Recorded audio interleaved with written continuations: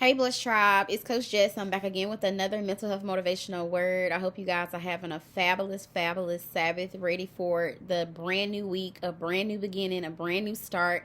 God is saying that He really wants us to get into alignment of just focusing on ourselves. So I'm the type of person, I have a lot of love to give. I help everybody around me. I'm the sister that both of my sisters call on. I'm the cousin that everybody know gonna show up. You can depend on me. I'm the person that, can be depended upon on the job. I'm gonna do what I say I'm gonna do. You don't have to double check to see. Let's make sure, Coach Jess did what she said she gonna do. I normally, unless something takes me out of my normal routine, I normally do what I say I'm gonna do. I was listening to a DMX interview one time, and he said that he doesn't get disappointed by people a lot, or he doesn't have a lot of false hope for people, because he always expect people to be who they naturally are. And I thought that was just such good wisdom just to put in my toolbox of life, because that does help you limit your sadness, your sorrow, your disappointment, your grief, when you just look at a person's character. Like I just said, I normally do what I say I'm gonna do, right? You can depend on me. So you will have people in your life where you look at them, you can't depend on these people. They are wavery spirits. They're like a piece of paper blowing in the wind. One day they're going to the left, the next day they're going to the right. And if you have people like that around you, take the model that DMX said. He said, expect people to always be who they are. Now, if they show you otherwise, that they're self-developing, they're not going after the temptation that they know is their kryptonite, the thing that's been taking their daddy out, the mama out, all the uncles in the family, if they are straying away from that thing, that's showing you different character. They want better. If they're going to support groups and getting into coaching and therapy and traveling to see people that can help them get away from the thing that's trying to destroy them, that darkness is trying to keep them away from their light. If you have people who are showing you different character by doing different things to help develop themselves, saying that we have down here in the South, or just an elder saying, it's like, I'll help you if you're trying to help yourself. So basically what that means is not like pull yourself up by your bootstraps. That's not that. That's like, it's different. So what people mean when they say I'll help you if you're helping yourself, like I'm not going to give you $20 if the $20 I give you going to do something different with what you said you was going to do with it. And then the next day you say, oh, I need $20 more. And then you say for the same reason you said for the day before. That's not good integrity. You didn't use the resources, the finances, and the things that people have given you, or God has given you access to do what you say you're going to do with it.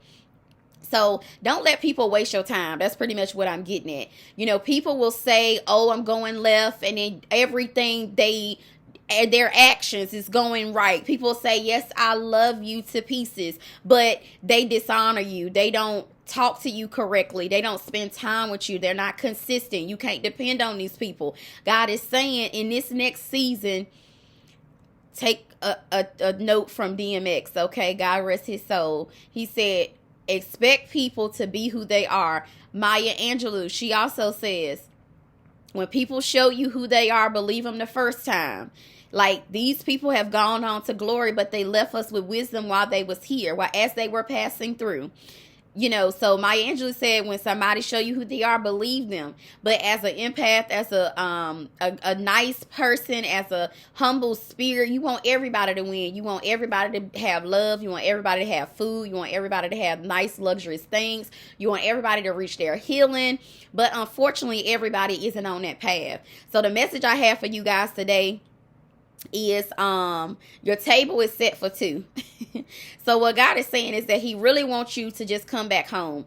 He wants you to find your center. He wants you to find your happiness, your joy, your peace, your beautiful skin. He wants you to get to your happy weight. He wants you to get back to that personality that you once had as a child. He's wanting you to double back and remember that this season is about you and him. He wants to separate you away from the masses. He wants to separate you away from expectations that other people have put on you, or you allow other people opinions to stop you from doing what he has asked you to do. He's telling you your table is set for two. So this season he wants to focus on your character, because you set the standard. If you look at an environment that you're in, I don't care if you work in a warehouse, I don't care if you work corporate America, if you work, with children, wherever you are, even in your household, your family, in a committee, on an organization, somehow you being there, your anointing, your gift, people are going to match your energy.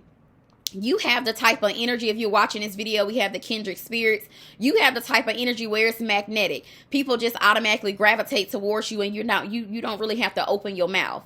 So your presence alone. So you're the type of person, when you speak, a lot of people are going to listen. So when you do the right thing, you have good character. You don't steal things that doesn't belong to you. You come to work on time. You try to do your very best. And remember not to be perfect, because perfection can steal your joy. Perfection can steal what God has put you in a place to do, to have fun, to learn, to get under good leadership. Perfection can make you have sorrow and make you be sad every single day, because nothing you can ever do is going to be good enough. I had to personally get away from perfection and just admit, sometimes I'm going to be late. Sometimes I'm not going to be able to be here. Sometimes I may have to travel and disappoint you to please God. But in some instances, you're going to have to say, I have to make sure that I'm doing the right thing. I have to focus on my character. I have to focus on my punctuality. I have to focus on my integrity. I have to focus on my own business. You're not going to be able to invite 2, 4, and 5 friends to this table. God say it's only set for 2. He needs for you to get back into alignment for what he got for your life. So he wants you to be working on those things. So instead of trying to go and run and tell your friends all your business, go and run and tell somebody something. He say run and tell him. He wants to know about how the person broke your heart to no repair. So you think he wants you to tell him how you believe that this job is just breaking your heart, or your finances are just not what you need them to be, or that you're suffering with depression and anxiety and worration. He wants to hear all of these problems so he can help you. He already know they exist, but he's just waiting for you to tag him in. He's waiting for you to say you're it. He's wanting you to ask him to come into your heart, come into your body, come into your spirit, and cleanse you so that he can renew you and fill you up with what he wants you to have. Okay, so God say your table is set for 2 in this season. He does not want you to figure it out on your own. That's going to break you. That's going to stress you out. That's going to exhaust you. He does not want you to do it out on your own. He wants you to remember that you have a seat at his table, and it's only you and him. You don't have to worry about a crowd. You don't have to worry about him turning his back on you, being inconsistent and not being there when you call. God is wanting to get back into position in your life, okay? So he's saying, come and contact him with all of the things that you want to run and tell other people. And it's okay to trust a counselor. It's okay to have a coach. It's okay to have people who you can depend on, your pastor, a marital counselor, a best friend. It's okay to have wise counsel in your life. We need that. But God said he does not want you to leave him out. He don't want you to invite your best friend to the table and you ain't invite him to the table too. He's saying he wants you to remove that best friend and come to him first. But if that's, if you still feeling like you need to talk to someone, he doesn't mind you reaching out to wise counsel. But he's saying in this season, you're going to have to make sure that you check in with him. He's the number one person in priority over your life, okay? He knows all the plans. Your best friend might not know the plan. And he's wanting me to focus on the power of 2. So he's saying with the power of 2, that's why 2 people get married, not the entire family. It's only between husband and wife. When you become a parent, you have a mother and a father. You don't have, you just have 2. So you may have extended, nuclear families where you're bringing them together, and blended families and stuff like that. But he's saying focus on the 2. And another example, he said in God's church, sometimes people appoint a pastor to be in place, but they don't want to follow the leadership. They want to keep the laws and bylaws and stuff that been centuries outdated. They want to keep that stuff in place instead of asking for the pastor or the leader of the church to go to God in prayer, fast and pray to see where he has for that particular church to go. God said, if you don't trust your husband, don't get married to him. If you feel like you have to go ask other people about you and your husband's business, that's not the right thing. First, like I said, it's nothing wrong with seeking counsel, but first come back to the table of 2. So if you're married, God is saying, put your marriage back into alignment. It's between husband and wife. If you're parenting, come to the father and mother if you guys can get on one accord somehow. Seek counseling to see how to get on one accord. Kids will know when you're divided. It always reminds me of the movie, The Parent Trap. I told y'all guys, I'm a Disney Plus fanatic. Like, I love that era where I just had so much life and so much joy and just so much, not worried down. And, I had dreams and goals. And I used to watch Disney Plus. The Parent Trap movie was basically like, where it was a set of twins and the parents just couldn't get along. So they came up with an agreement that didn't really satisfy the kids, where they just agreed never to talk to each other again. Gave one twin to the mom and the other twin to the dad, and they lived separately. But somehow the twins were able to rekindle, and they just came up with a plan to say, no, that's not how family is supposed to operate. We want to be together. We want to be included in each other's lives. And, the mom was living her own separate life. The dad was living his own separate life. And then eventually they came and merged together. And the mother had to do a level of forgiveness. And the dad had to do a level of forgiveness.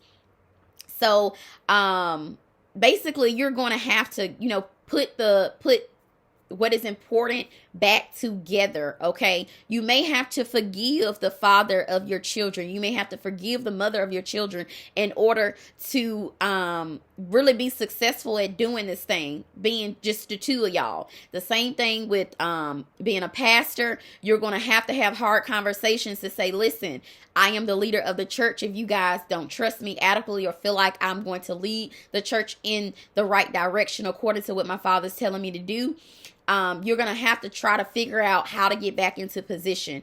And with the marriage, you might have to forgive your husband or forgive your wife. Not your boyfriend and your girlfriend, but your husband and wife, okay? So you guys have to get back to two. God is saying the table is only set for two. So if your house is a mess, it's probably because the order of alignment is out of whack.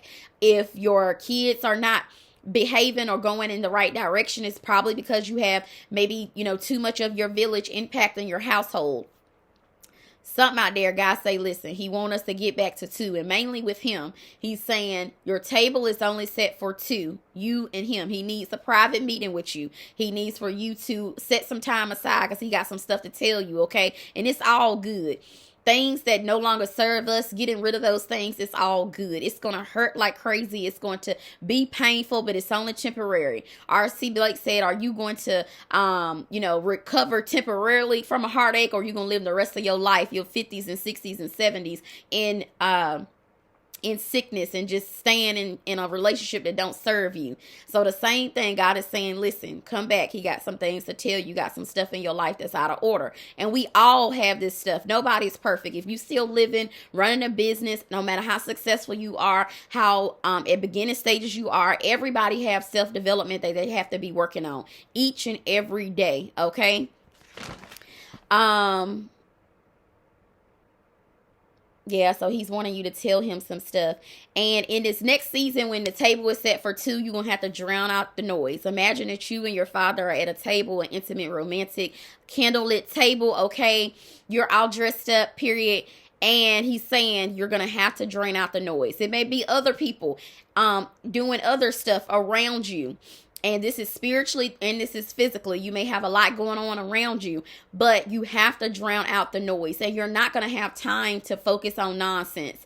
I was in the bathroom this afternoon, and I just kind of walked in on a couple just having an argument on the phone. And it was, it really just disturbed my spirit because he was clearly angry and she was clearly, I guess, doing something to try to please him or not doing her part in the relationship. That whole conversation was meant for two, but it ended up being for the whole bathroom. So be mindful of you having your whole business just, aired out in the bathroom, public places. Keep some stuff in the confines of your home, okay? But anyway, the temperament he was using and the tone he was using, it was just triggering me just a smidget. So, God say, drown out the noise. And I just went to the sink and started blowing the blow dryer. Because I'm an empath, so stuff like that, it impacts me because I could feel her like crying and feeling sorrow and just sad and I'm so sorry for whatever I did. And I don't know their personal business at all. But God is saying, drown out the noise. Even that, I can't get too far attached to that and offer her a coaching session in the bathroom. God is saying, just keep your eyes on your own paper. Stay in your own lane. Drain out the other noises, okay? There's going to be a lot of people trying to persuade you to do something, trying to keep you locked up on a phone, trying to keep you locked up in a business deal, trying to keep you tied up into something where you're just like, this is not serving my spirit. If you and a person arguing back and forth for 20, 30 minutes, nobody's hearing nobody. So drown out the noise. Tell people, listen, let's just stop. Let's just stop. Let's get off the phone. Let's talk tomorrow, or just let's not talk no more. Like, this right here is toxic. Let's just not talk no more. I'm the type of person, like, I let stuff kind of build, and then I'm just like, no more. I can't talk to you no more. And that may not be the healthiest way, but sometimes you may have to take drastic measures in order to save yourself, in order to save your heart, in order to stop wasting time, in order to stop letting people monopolize your day, monopolize your time. God said your time is valuable. You don't know how long you have. You don't got time to try to please somebody who may not even be fully committed to you. You don't have time to invest into this bank account over and over again and then find out your investment has run off. That was one of the lessons my aunt had told me. She was like, sometimes in relationships, it's like you put your money in the bank and you let it grow, you invest, and then you come to the bank and you find out like all the money's gone. Sometimes it's better to cut your losses earlier than later. Okay, so if you see something is not healthy, you feel dragged out, tired, you got to argue in public, the person busts you upside your head with a box or something in the grocery store, they're calling you out of your name. You guys argue 24/7. Your children is hearing this. Your children is digesting all of this toxicity that you guys are modeling for them.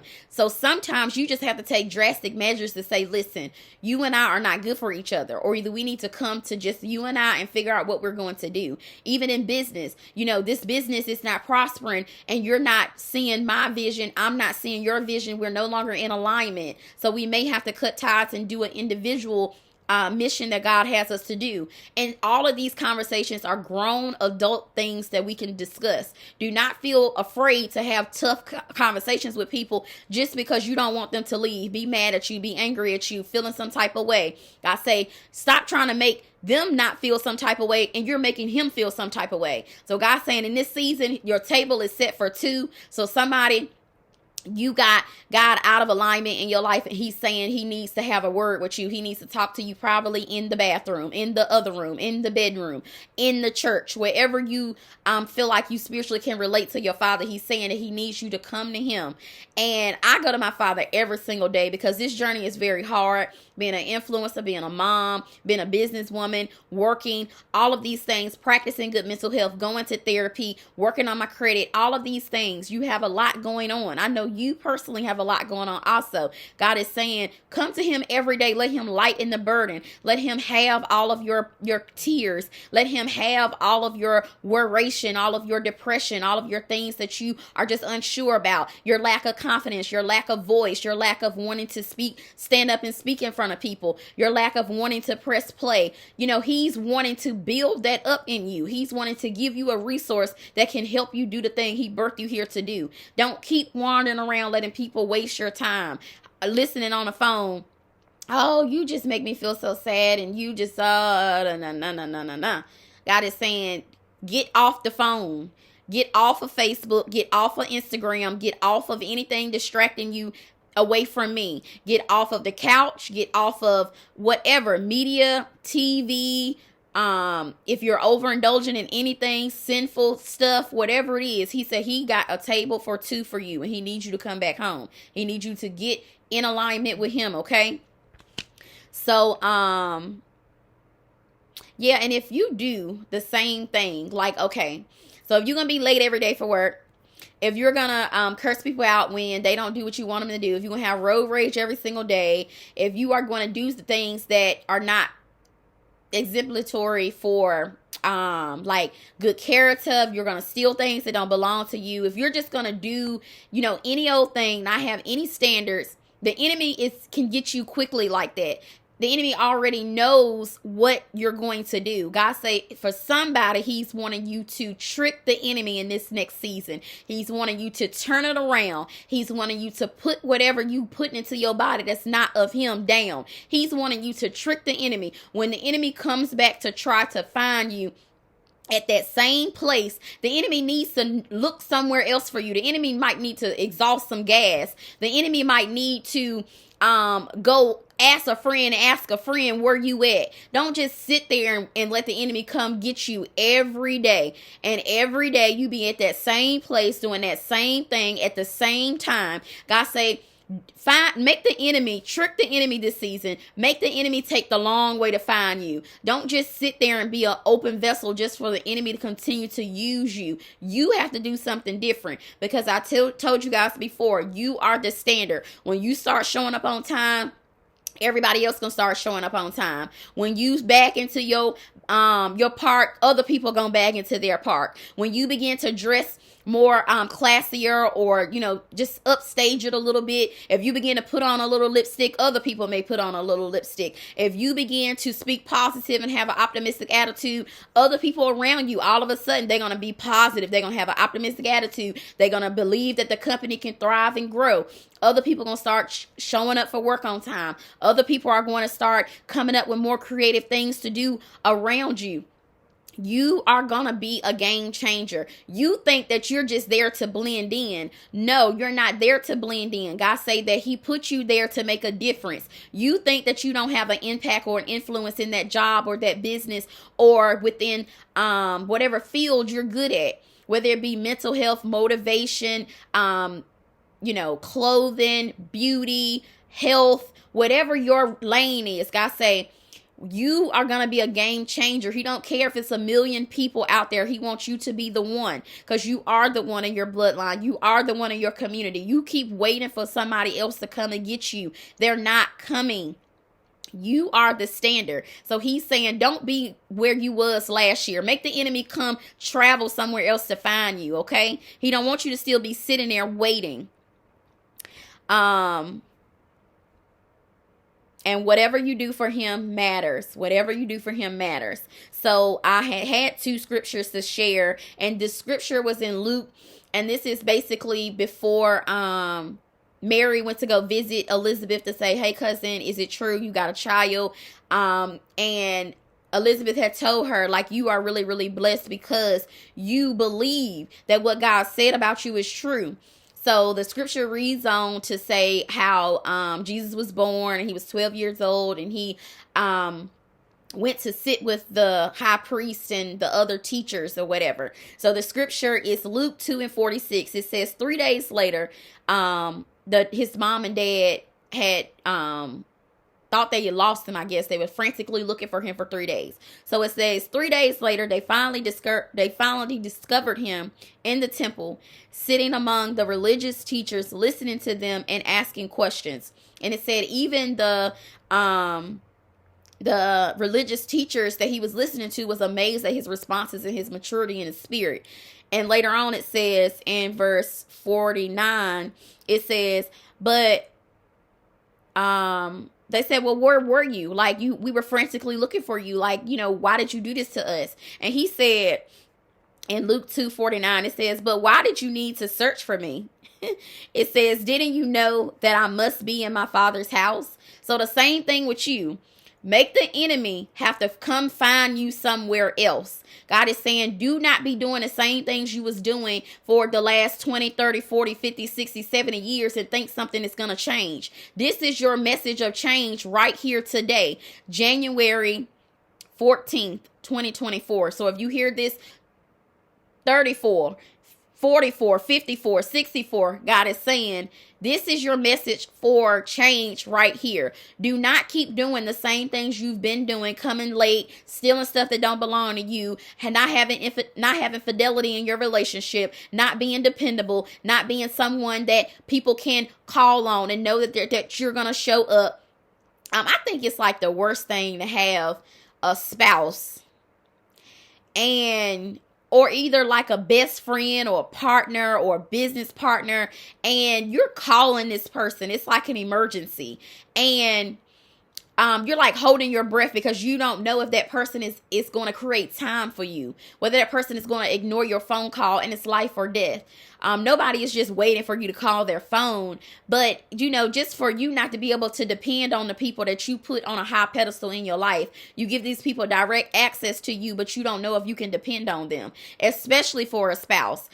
So when you're choosing your partners, your business partners, your godparents, your mother, when you're choosing like godparents for your children, and when you're choosing your spouse and your business partners and people you're going to connect your anointing with, get under their leadership. Make sure that you are vetting these people. They are highly qualified people, because it's the worst experience. You're reaching out to somebody and they don't create space for you. You are not important to them, but they're important to you. Every time they call you, you're available, you're sowing, you're praying, you're laying hands, you're giving resources, you are just extending yourself because you think it's mutual. And then when you reach out to them, you get sick or something like that. These people are nowhere to be found. To me, it's sorrow in that. So have highly qualified people around you at all time, not people that's not going to tell you the truth or not tell you that you were out of order, not those type of, I'm not saying that you shouldn't be attached to those type of people, but people that you can't depend on, okay? So, yeah.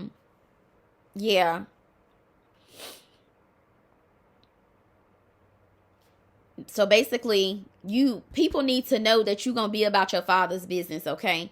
So all the things that you used to do that was not helping you in, advance in the kingdom, was not helping you improve your finances, was not helping improve your mental health, your well-being, your education level, your experience, and whatever level you want to advance in. If it's not pertaining to that, people should know, they should not have to look all over for you. They should find you right there, that gift. If you good with books, people should always know you the guru for books. If you good at baking cakes, people should always know you know how to bake a cake. You know what to do. You know the ins and out about the cake because you go to culinary school. You invest into classes. You invest into it every chance you get. You may work with computers in the day and bake cakes at night and on Saturdays and Sundays. Listen.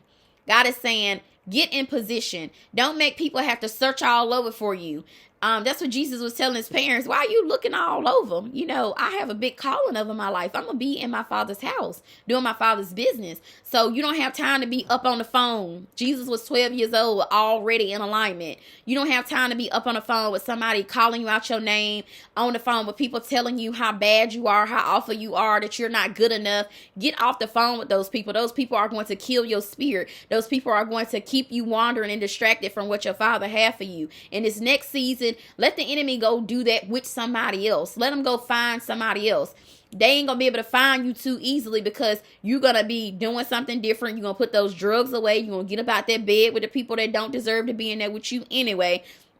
You are going to not be in the bars and in the clubs. You're not going to be in those same places that you've been being. It has not been working for you. You have been feeling dark. You have been feeling unfulfilled. You've not been reaching the financial gains that God had for you. In this next season, God is saying, go somewhere else.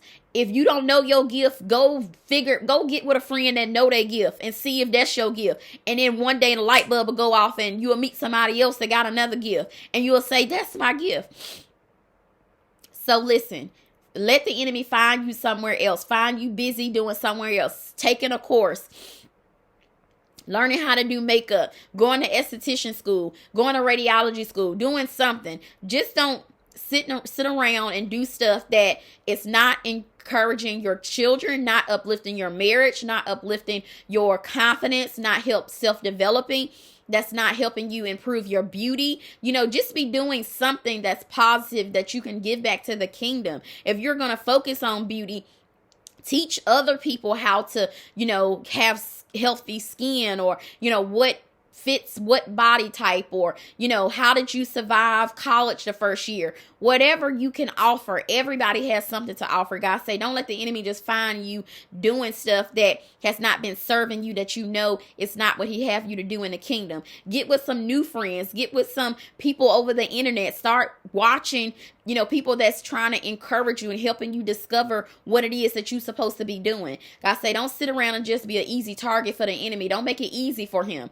He's already intelligent and roars about. But God say, listen, you can make it harder for him by relocating, go somewhere else, get off the phone, get out of the circle, go somewhere and isolate yourself. Where they ask a friend, you seen her? No, I ain't seen her. I don't know where she is. Oh, she don't work there no more. She worked there for 5 years, but now she gone on to the next thing.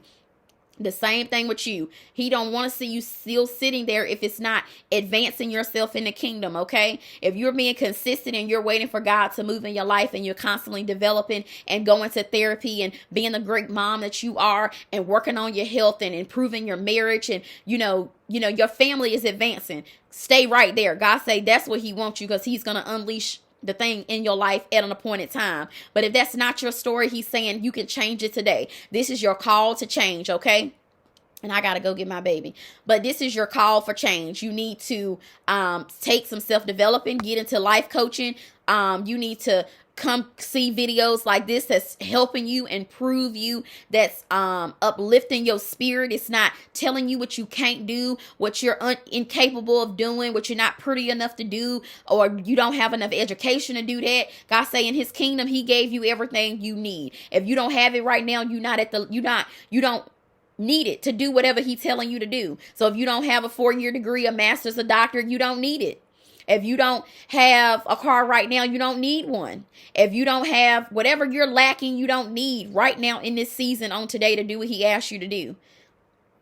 But you've been journaling, you've been writing down some stuff, you've been thinking some thoughts in your mind about what you need to do to advance in the kingdom. If I start walking once a day, God is going to get with me with my table of two, and he's going to whisper in my ear exactly what he want me to do. Oh, I know this relationship, this man hollering at me on the phone, that everybody else in the bathroom can hear you getting talked to like a dog. I know that's not healthy for me. You know what's right and what's not right. You learn that at a baby. Another scripture was telling us, you're not an infant anymore in the spirit. You don't need the baby's milk anymore. It's time for you to get away from the basics. It's time for you to advance in the kingdom. It's time for you to begin to be the teacher. You begin to be the model. You begin to set the standard. You're waiting on other people to take the leadership position, but God say that's your position. This is your call today to get into leadership, get into position, start the business, start the blog, start the vlog, whatever it is. Start traveling, disconnect, turn it off. Start something different. All right. I love you guys. That's all he got for me today. Is drain out all the noise, especially the noise it's not pertaining to you. It is none of your business. It's not productive. It's not enhancing. It's not practicing good wellness. It's not going to model anything for your children. It's not pertaining to, it has drama in it. God say, drown all that out. Don't tell him don't call you this year. Tell him you getting yourself together this year. Tell that man go date somebody else you can talk to crazy like that and live up off them. Tell him I'm drowning out the noise. I'm drowning out the noise.